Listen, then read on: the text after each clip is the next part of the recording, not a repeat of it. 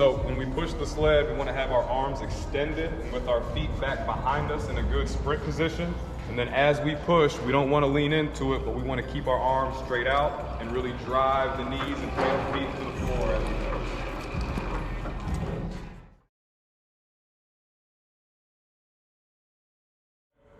push. Alright, so this is what we don't want to do on the medicine ball slam. This is making it a completely arm and shoulder exercise where we want it to be total body. So go ahead and stop, Mario.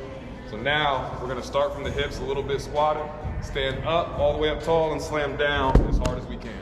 Using your whole body to slam each one and then catch it from the bottom.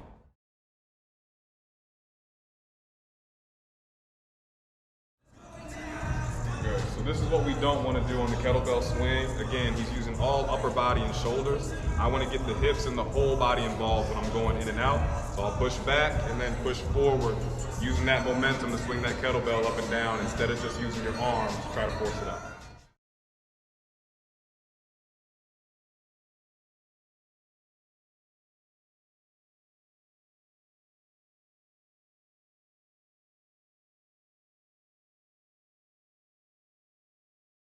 Yeah. All right, so this is an example of what we don't really want to do with this deadlift. This is more of sitting into a squat position where his hips are dropping below his knees and then he's picking up while his chest is up in the air. So instead, I want him to push his butt back and drop his chest toward the floor and then pull up and pull his hips to that kettlebell. So push the hips back, drop to the floor, and then pull up. So that butt's never going to drop below the knees. If anything, it's going to come to about parallel. All right, and then the next one? Second one, just do the bend over. Bend over. Right, and this is another variation that isn't correct for the kettlebell deadlift. So he's just bending over and dropping that kettlebell down and picking it up. We really don't have any technique here. He's really just doing it from point A to point B.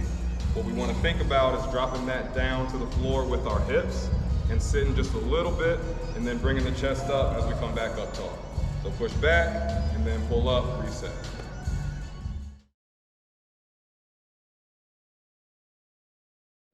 Go. All right, so this is an example of the incorrect way to do this.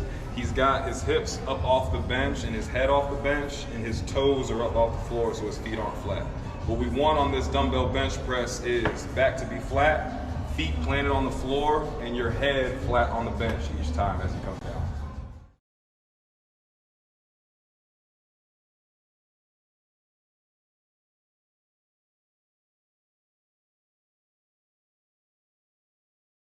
So this is our starting position for the TRX row. I want him standing up tall with his hands right in front, and then he's gonna fall back to start off right here. So now from this position, he'll pull himself back up to standing, chest in between his hands, and then fall right back, controlled, back to this position. Pulling up and down, controlling himself, and then pushing right back. Good. All right, so now this is what we don't want to do on our TRX row. He's letting his butt fall back behind him and then having to thrust it forward to come up at the top. On this exercise, we want to keep our hips in line and fall back all at one time and then pull up all at one time as well.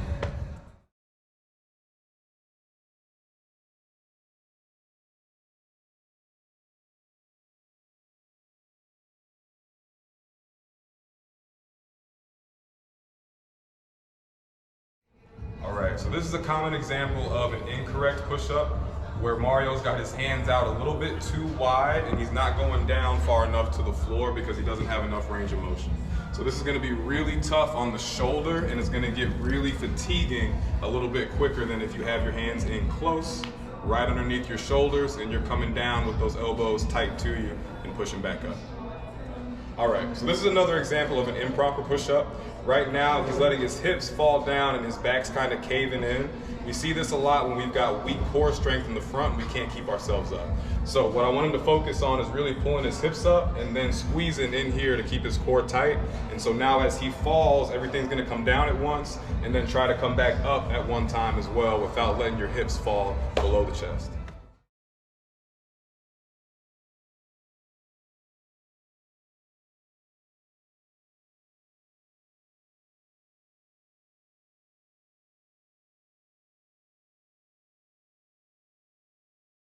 Correct now. All right, so now this is incorrect for that leg lift. So you can see that he's got a lot of space down here in between. I can fit my whole hand under his back.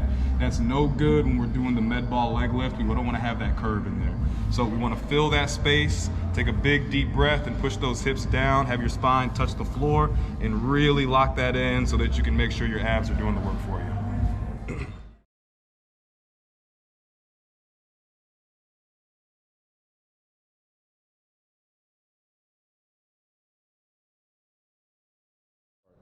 All right, so this is what we don't want to do on the Russian twist. So a lot of time, this is going to increase the back pain and problems that we see doing the twist. He's rotating a little bit too fast and not touching the floor and controlling himself back and forth. This is going to put a little bit more stress into the exercise than we want.